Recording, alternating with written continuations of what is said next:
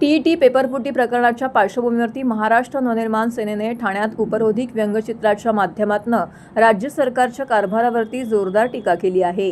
पेपरफुटीचे केंद्रस्थान ठरलेल्या ठाणे जिल्ह्यात नितीन कंपनी परिसरात लावण्यात आलेल्या या फलकातून परीक्षांमधील वारंवार होणाऱ्या गैरव्यवहारांबाबत सरकारला जाब विचारण्यात आला आहे। व्यंगचित्रात टीईटी आणि नीट परीक्षा नावाच्या एका मोठ्या पाईपलाईनला लागलेल्या गळतीतून पैशांचा पाऊस पडताना दाखवला आहे।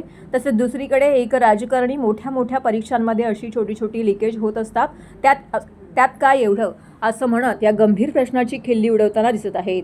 मनसेचे जनहित व विधी विभागाचे ठाणे अध्यक्ष स्वप्नील महेंद्रीकर यांच्या संकल्पनेतून साकारलेल्या होर्डिंग्सने सगळ्यांचं लक्ष वेधून घेतलंय।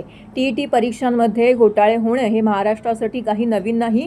यापूर्वी 2020 साली झालेल्या टीईटी परीक्षेतही मोठी अफरातफर झाली होती। त्यावेळी चक्क पैसे घेऊन 7,800 उमेदवारांचे गुण वाढवण्यात आले होते आणि अनेक ठिकाणी टीईटीची बोगस प्रमाणपत्रही वाटली गेली होती।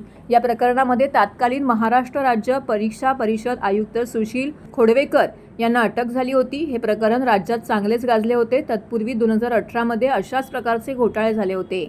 टीईटी पेपरफुटीचे हे प्रकरण अतिशय गंभीर असून सरकारने यासाठी SIT स्थापन केली असली तरी सामान्य विद्यार्थ्यांमध्ये मोठा रोष आहे। कारण 2020च्या घोटाळ्यातील संबंधित आरोपींना कोर्टातून अद्यापही शिक्षा झालेली नसून ते मोकाट फिरत आहेत।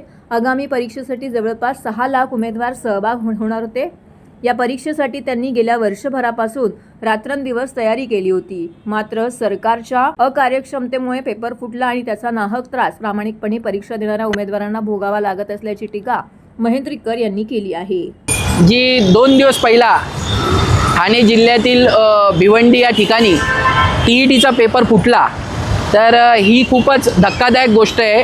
कारण सरकारने ही परीक्षा राबवलेली आणि टीईटीचा जर आपण इतिहास बघाल तर 2020 साली असाच घोटाळा एक टीईटीमध्ये झालेला, जेव्हा 7,800 टीईटी उमेदवारांचे मार्क हे परीक्षेनंतर पैसे घेऊन वाढवण्यात आलेले होते आणि 250 उमेदवार यांना न परीक्षा देताच पास करून सर्टिफिकेट देण्यात आलं होतं।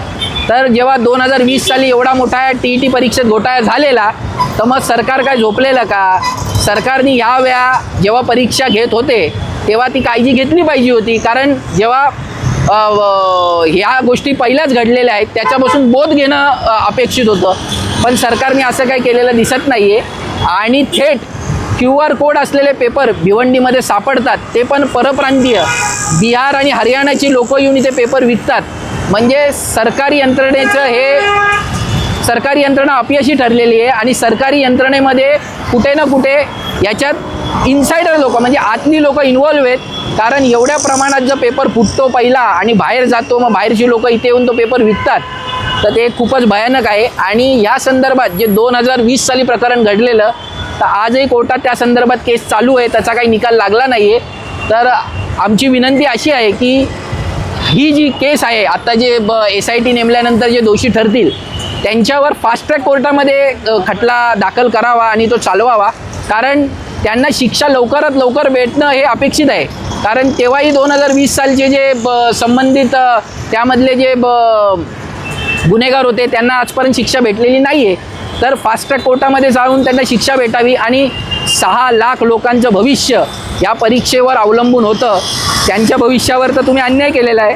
तर परीक्षा घेताना सरकारने ह्या प्रकारचे जे आज घोटाळे होत आहेत त्याच्यावर लक्ष देणं अपेक्षित आहे आणि शिक्षण मंत्र्यांचा राजीनामा दिला पाहिजे जर त्यांना ह्या सगळ्या गोष्टीमध्ये काय करता येत नसेल तर।